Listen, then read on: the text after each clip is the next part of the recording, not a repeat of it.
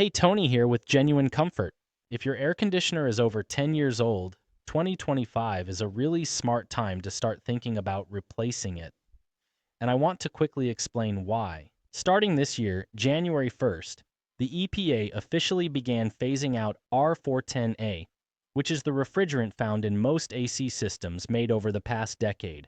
It's being replaced by newer, more eco-friendly refrigerants like R454B and R32. These are better for the environment but require new equipment to handle them safely. So, here's the deal. If your system still runs on R410A and it's older than 10 years, you're going to start running into two big issues: rising repair costs and limited availability of parts and refrigerant.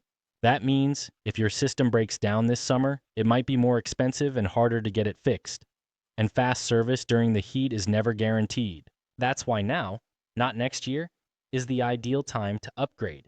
New systems are more efficient, use the new refrigerants, and can save you money on energy bills too. So if you're not sure what condition your system is in, give us a call.